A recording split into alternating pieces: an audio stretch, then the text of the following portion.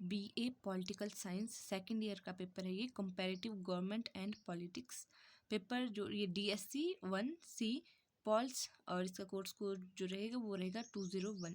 Timing आपका 3 horror है, और मार्क्स का जो टोटल है ये 70 मार्क्स का है। 30% आपकी असाइनमेंट होती है। और इसका जो हम बात करें, इसमें पहले आपको 5 प्रश्न आएंगे, 2-2 नंबर के होंगे, अथवा में कोई भी नहीं होगा। तो पाँचों में से आपको पाँचों के पाँचों करने हैं। तो इसमें हमारा जो पहला प्रश्न रहेगा वो है, तुलनात्मक विधि से आपका क्या अभिप्राय है। सेकंड रहेगा, लोकतंत्र की परिभाषा बताइए। थर्ड होगा, ब्रिटिश संसदीय शासन प्रणाली की 3 विशेषताएं लिखिए। फोर्थ है, एक दलीय प्रणाली किसे कहते हैं। और फिफ्थ है, कल्याणकारी राज्य से आपका क्या अभिप्राय। तो इनमें आपको कोई भी अथवा में नहीं आया है, आपको ये पांचों के पांचों करने हैं। प्रत्येक क्वेश्चन 2-2 मार्क्स के है, मतलब ये 5 दूनी 10 नंबर के आपके ये 5 प्रश्न होंगे। एंड फिर आता है हमारा पार्ट बी। तो पार्ट बी में आपको टोटल 8 क्वेश्चन होंगे, जिनमें से आपको सिर्फ 4 करने हैं। 4 क्वेश्चन जो है आपको करने हैं वो होंगे, नहीं आपको शायद ना 5 प्रश्न करने हैं, वो 4-4 नंबर के होंगे। तो इसमें से पहला प्रश्न जो है वो है, तुलनात्मक राजनीति के अध्ययन की उपयोगिता बताइए। सेकंड है, अधिनायकवादी एवं प्रजातांत्रिक शासन में तुलना कीजिए। थर्ड क्वेश्चन है, अध्यक्षात्मक सरकार का अर्थ तथा विशेषताओं का वर्णन करें। फोर्थ है, चीन की एकात्मक शासन प्रणाली पर एक टिप्पणी लिखिए। फिफ्थ क्वेश्चन है आपका, आधुनिक राजनीतिक दलों के निर्माण के आधारों का निरीक्षण कीजिए। और सिक्स्थ क्वेश्चन है, क्या आधुनिक कल्याणकारी राज्यों की धारणा राज्य की आवश्यक व ऐच्छिक कार्यों में अंतर करती है।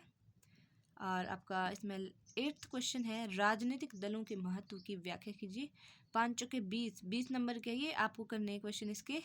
तो स्टूडेंट, जो आपका पार्ट बी है इसमें आपको टोटल 8 क्वेश्चन होंगे, जिनमें से आपको सिर्फ 4 करने हैं। ये क्लियर है, अभी मैं इसका पता करके कर लिया है। तो ये 5 प्रश्न आते हैं, जिनमें से आपको सिर्फ 4 करने होते हैं। जो पार्ट ए है उसमें आपको 5 प्रश्न ही आते हैं, और आपको पाँचों के पाँचों करने पड़ते हैं। प्रत्येक क्वेश्चन 2-2 मार्क्स का होता है, 10 मार्क्स का। और जो पार्ट बी है उसमें आपको सिर्फ 4 क्वेश्चन करने होते हैं। प्रत्येक क्वेश्चन का जो वो है वो 5 नंबर का होगा, ठीक है ना। एंड फिर आता है हमारा सेक्शन 2। इसमें है कि तुलनात्मक राजनीति का क्या अर्थ है, इसकी मुख्य विशेषताओं का वर्णन कीजिए। और में आएगा, अधिनायकवादी शासन से आप क्या समझते हैं, इसकी विशेषताओं, गुण एवं दोषों का वर्णन कीजिए। ये आपको फर्स्ट यूनिट से आएगा। फर्स्ट यूनिट से आपको 2 क्वेश्चन आएंगे। 2 क्वेश्चन में से आपको सिर्फ एक करना है, और ये एक क्वेश्चन 10 मार्क्स का होगा। सारे ही होंगे, 4 यूनिट से आपको 8 प्रश्न आएंगे, जिनमें से सिर्फ आपको 4 करने हैं। और जो पार्ट बी है उससे आया आपको, संसदीय और अध्यक्षात्मक शासन प्रणालियों में अंतर बताइए। और में आया है, कनाडा की संघात्मक प्रणाली की विशेषताओं का वर्णन कीजिए।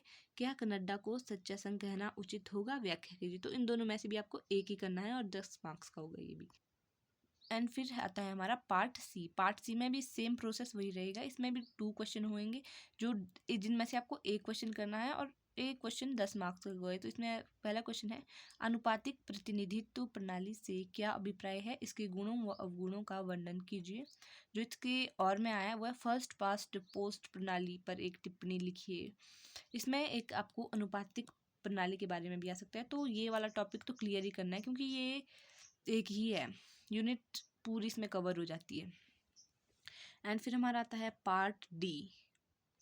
इसमें भी सेम वही प्रोसेस रहेगा, 10 मार्क्स का क्वेश्चन होगा, और अथवा में आएगा, हाँ, राजनीतिक दल की परिभाषा लिखिए, दल प्रणाली के गुणों और दोषों का वर्णन कीजिए।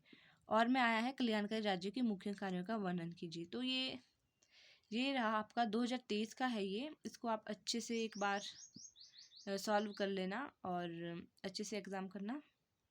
तो फिर